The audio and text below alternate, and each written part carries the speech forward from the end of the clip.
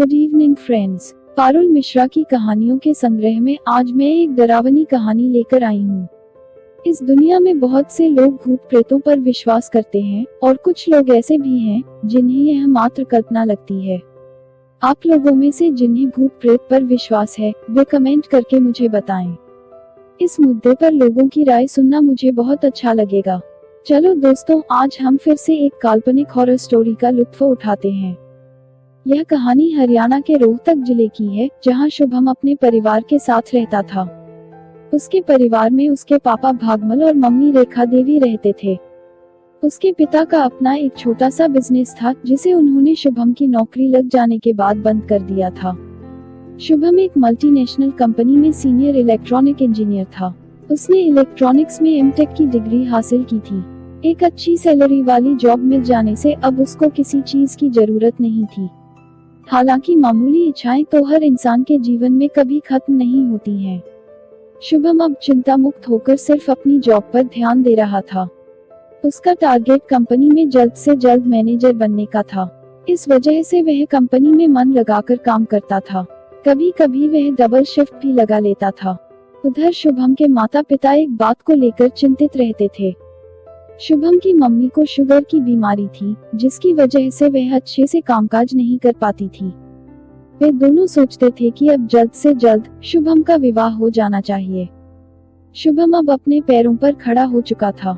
अब जरूरत थी तो बस एक बहुरानी की, जो घर संभाल सके। मगर शुभम की शादी में एक बहुत बड़ी समस्या थी। 22 साल की उम्र में सिर में कोई रिएक्शन होने की वजह से वह आगे से गंजा हो चुका था। अपने शरीर में यह कमी होने की वजह से शुभम शादी पर ज्यादा ध्यान नहीं देता था। लेकिन ऐसा बिल्कुल नहीं था कि वह शादी नहीं करना चाहता था। शादी करना हर इंसान की इच्छा होती है, लेकिन उसे डर था यदि वह शादी के लिए किसी लड़की से बात करता है तो वह उसे मना कर देगी। इस वजह से वह किसी लड़की के संपर्क में नहीं आया और उसका सोचना एक हद तक ठीक भी था। उधर शुभम के माता पिता शुभम के गंजेपन को दोषी नहीं मानते थे। उन्हें लगता था कि शुभम की कुंडली में ही कोई दोष है। इस बारे में उन्होंने शुभम से कई बार जिक्र किया, लेकिन पढ़ा लिखा होने की वजह से शुभम ने कभी इस बात को नहीं माना। शुभम के माता पिता ने कई बार उसकी कुंडली पंडित को दिखाने के बारे में सोचा, लेकिन शुभम हर बार उनको मना कर देता था। इस बार शुभम के माता पिता ने उससे छुपकर पंडित जी से संपर्क किया। वह पंडित पूरे हरियाणा में बहुत प्रख्यात था। ऐसा कहा जाता था कि उस पंडित के पास हर समस्या का समाधान है। इस वजह से शुभम के माता पिता शुभम की कुंडली लेकर उसके पास गए। शुभम के माता पिता ने शुभम की जन्म पत्री पंडित के सामने रख दी। शुभम की जन्म पत्री देख पंडित बताता है कि शुभम की कुंडली में मांगलिक दोष है, अर्थात उसकी शादी जिससे भी होगी वह लड़की कुछ ही दिनों में मृत्यु को प्राप्त हो जाएगी। उसके बाद ही शुभम का मांगलिक दोष खत्म होगा। शुभम के माता पिता यह सुनकर घबरा जाते हैं। वे यह सब बातें शुभम को नहीं बता सकते थे क्योंकि शुभम गुस्सा हो जाता। शुभम इन सब बातों पर विश्वास नहीं करता था, और वैसे भी अगर शुभम को यह बात बताई जाती तो वह किसी की भी जान मुश्किल में डालने से अच्छा शादी को ही मना कर देता। फिर भी शुभम के माता पिता ने शुभम की शादी करवाने का निश्चय किया और वे एक लड़की की तलाश में जान पहचान के लोगों से संपर्क करने लगे। 2 महीने के बाद हरियाणा में झज्जर के एक गांव में उन्हें उम्मीद की किरण दिखाई दी। उस लड़की का नाम सोनम था। शुभम के माता पिता सोनम के साथ शादी करवाने के लिए तैयार हो गए। उनका मुख्य मकसद सिर्फ शुभम के मांगलिक दोष को मिटाना था। सोनम गांव में रहने वाली एक सीधी सादी लड़की थी। वह पढ़ाई में काफी तेज थी, लेकिन उसके साथ एक समस्या थी। उसे चर्म रोग की एक नाइलाज बीमारी थी, जिसकी वजह से उसकी शादी नहीं हो पा रही थी। उसके 2 छोटे भाई बहनों की शादी उससे पहले हो चुकी थी। देखने में वह काफी सुंदर थी। सोनम की शादी ना हो पाने की वजह से उसके माता पिता को भी वह बोझ लगने लगी थी। पिछले कई सालों में सोनम के बहुत रिश्ते आए, लेकिन चर्म रोग होने की वजह से सभी उल्टे पैर लौट जाते थे। सोनम के बारे में शुभम के माता पिता को किसी परिचित से पता चला था। शुभम के माता पिता जल्द ही सोनम के घर पहुंच गए। जब शुभम के माता पिता ने मांगलिक दोष की बात सोनम के पिताजी को बताई तो उन्होंने शादी करने से मना कर दिया। परंतु जब शुभम के पिता ने उन्हें 50,000 रुपये देने को कहा तो प्राची के माता पिता मान गए। आर्थिक रूप से तंग होने की वजह से उन्हें यह रिश्ता कबूल करना पड़ा।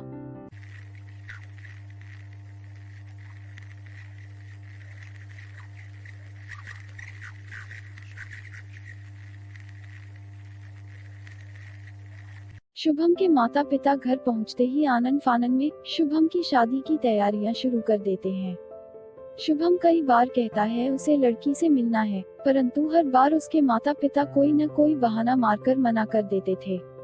शुभम की शादी बहुत जल्दी हो जाती है, ना कोई रीति रिवाज ना कोई फेरे। उन दोनों की शादी कोर्ट में जाकर करवा दी गई। कोर्ट से आते आते रात हो जाती है। शुभम कोट पैंट और सोनम लहंगा पहने हुए घर में प्रवेश करते हैं। घर में घुसते ही सोनम मन ही मन मुस्कुराती है। उनका घर काफी बड़ा था। यह 2 मंजिला मकान था जिसमें सारी सुख सुविधाएं थी। उस घर के ड्राइंग रूम में एक औरत की पेंटिंग थी जो मुस्कुरा रही थी। लाल जोड़े में लिपटी हुई वह औरत बहुत ही खूबसूरत लग रही थी। सोनम का ध्यान उस पेंटिंग पर अटक जाता है, लेकिन वह शुभम से इसके बारे में कुछ नहीं पूछती है। अब वे दोनों अपने बेडरूम में चले जाते हैं। जब वे दोनों बिस्तर में बैठ जाते हैं तो सोनम घूंघट उठा देती है। सोनम का चर्म रोग देखकर शुभम भौचक्का रह जाता है। उसे इस बारे में कोई अंदाजा नहीं था, लेकिन सोनम की खूबसूरती के आगे वो चर्म रोग भी फीका पड़ रहा था। पढ़ा लिखा होने की वजह से शुभम सोनम की इस कमी को स्वीकार कर लेता है। फिर दोनों एक दूसरे को बाहों में लेकर सपनों के संसार में खो जाते हैं। अगले दिन शुभम रोज की तरह काम के लिए निकल पड़ता है। बहू के आ जाने से शुभम के माता पिता की सारी चिंताएं दूर हो जाती हैं। उधर बहू भी घर का कामकाज संभालने लगती है। वक्त ऐसे ही धीरे धीरे बीतने लगता है। एक दिन की बात है, सोनम ड्राइंग रूम में सोफे पर बैठकर टीवी देख रही थी। अचानक से उसकी नजर उस औरत की पेंटिंग पर पड़ती है। वह औरत सोनम को निहार रही थी। यह देखकर सोनम को बड़ा आश्चर्य होता है। सोनम ने उस पेंटिंग को कई बार देखा था, लेकिन इतनी गौर से पेंटिंग की उस औरत को शायद पहली बार देखा। सोनम को कुछ शक हुआ, क्योंकि जितनी बार भी सोनम ने उस पेंटिंग को देखा था औरत की नजर कहीं और होती थी, लेकिन आज उस औरत की नजर सीधी उस पर थी। सोनम इस बात को नजरअंदाज कर देती है। एक रात जब शुभम और सोनम अपने कमरे में लेटे होते हैं तो कमरे के बाहर किसी के चलने की आवाज आती है। शुभम जब कमरे से बाहर जाकर देखता है तो वहाँ कोई नहीं था। रात के 11 बज चुके थे। उसके माता पिता भी खाना खाकर सो चुके थे। शुभम वापस कमरे में आ जाता है। फिर शुभम और सोनम भी कुछ देर बातें करने के बाद सो जाते हैं। सुबह होती है और शुभम रोज की तरह काम पर चला जाता है। अब सोनम के दिमाग में वह पेंटिंग वाली औरत घर कर जाती है। वह दिन रात उसके बारे में सोचने लगती है। सोनम जब अक्सर घर का काम करती थी तो किसी के कदमों की आहट उसे सुनाई देती थी, लेकिन बहुत ढूंढने के बाद भी उसे कुछ समझ नहीं आता था। कुछ दिनों तक ऐसा होने की वजह से सोनम के मन में भय समा जाता है। वह यह बात शुभम से शेयर करती है, लेकिन शुभम मजाक में उस बात को टाल देता है। एक दिन ऐसे ही जब सोनम बाथरूम में कपड़े धो रही थी तो बाहर उसे किसी के कदमों की आहट आने लगी। वह झट से बाहर निकली तो एक परछाई को देखकर वह चिल्ला उठी। ड्राइंग रूम के एक कोने में किसी रहस्यमय औरत का काला साया खड़ा हुआ था। उसे देखकर सोनम धड़ाम से गिर पड़ी और बेहोश हो गई। जब उसे होश आया तो वह साया गायब हो चुका था। सोनम भागते हुए शुभम की मम्मी के कमरे में गई और उनसे चिपक कर रोने लगी। सोनम ने सारी बात उनको बताई, लेकिन शुभम की मम्मी को यकीन नहीं हुआ। वे लोग बरसों से उस मकान में रह रहे थे, लेकिन उन्होंने ऐसा कुछ महसूस नहीं किया था।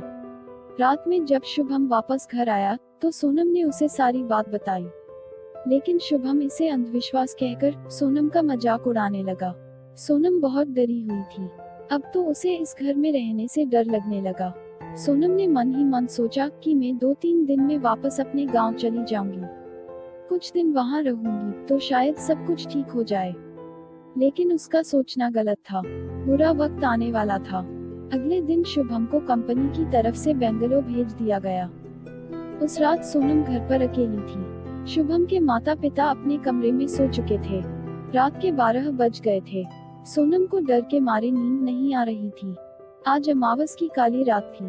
तभी उसे अचानक कमरे के गेट पर किसी के खटखटाने की आवाज आई। सोनम की हिम्मत नहीं हो रही थी कि वह उठकर गेट खोल दे। वह चुपचाप बिस्तर में पड़ी रही। उसके कमरे के बाहर किसी के चलने की आवाजें आ रही थी। ऐसा लग रहा था कि कोई औरत चूड़ियां खनकाते हुए जा रही हो ना हो ये वही पेंटिंग वाली औरत है। ऐसा विचार सोनम के मन में आया। फिर कुछ देर के बाद वह आवाज आना बंद हो गई। सोनम को भी नींद आने लगी थी। कच्ची नींद में होते हुए सोनम को अपने कमरे के एक कोने में कोई औरत खड़ी हुई दिखाई दी। सोनम के दिल की धड़कन रुक गई। वह चिल्लाने की कोशिश कर रही थी लेकिन उसके मुंह से आवाज नहीं निकल पा रही थी। वह साया अब हवा में तैरते हुए सोनम की तरफ आने लगा।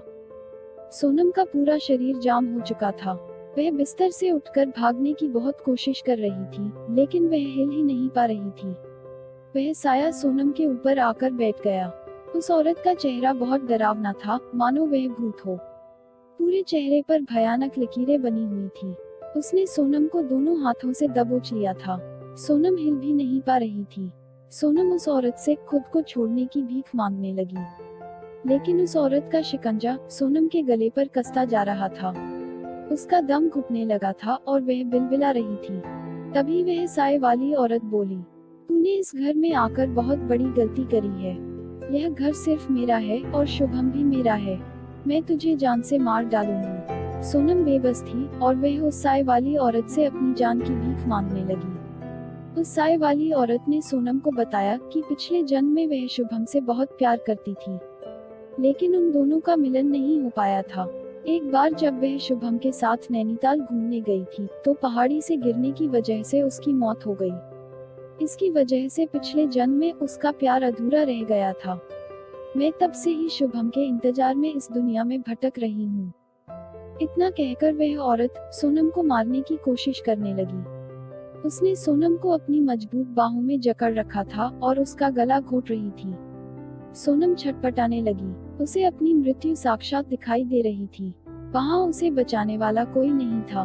कुछ ही पलों के अंदर उस साए वाली औरत ने सोनम को गला घोटकर मार डाला। शुभम की मांगलिक कुंडली प्रमाणित सिद्ध हो चुकी थी।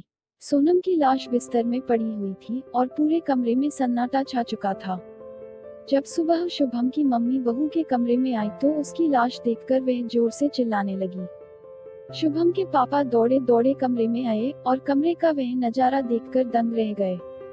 पंडित जी के वचन सिद्ध हो चुके थे। शुभम के पापा ने शुभम को फोन करके सारी बात बताई। शुभम फौरन बेंगलोर से फ्लाइट पकड़कर हरियाणा आ गया। घर आकर जब उसने सोनम को मृत अवस्था में पाया तो उसका रो रोकर बुरा हाल हो गया। ड्राइंग रूम में पेंटिंग वाली वह औरत शांत अवस्था में सब कुछ देख रही थी। शुभम का वह घर उसकी गिरफ्त में था और शुभम की पूरी जिंदगी भी। कहानी से सीख। आज के इस वैज्ञानिक युग में इंसान ने बहुत सारी चीजों पर अपना स्वामित्व बना लिया है, लेकिन कुदरत की कुछ चीजें ऐसी हैं जो इंसान की समझ से आज भी परे हैं। यह कहानी काल्पनिक है। इसका किसी भी जीवित या निर्जीव वस्तु से कोई संबंध नहीं है। इसका उद्देश्य अंधविश्वास फैलाना नहीं है। यह केवल मनोरंजन के उद्देश्य से बनाई गई है। आपको मेरी कहानी कैसी लगी? कमेंट बॉक्स में बताइए ताकि मैं आप लोगों तक अच्छी अच्छी कहानियाँ ला सकूं। हमारे चैनल को सब्सक्राइब करना ना भूलें और साथ ही वीडियो को लाइक करें और अपने दोस्तों के साथ व्हाट्सएप, इंस्टाग्राम और फेसबुक पर शेयर करें। नई नई मजेदार कहानियों के नोटिफिकेशन के लिए बेल आइकॉन को जरूर दबाएं। धन्यवाद।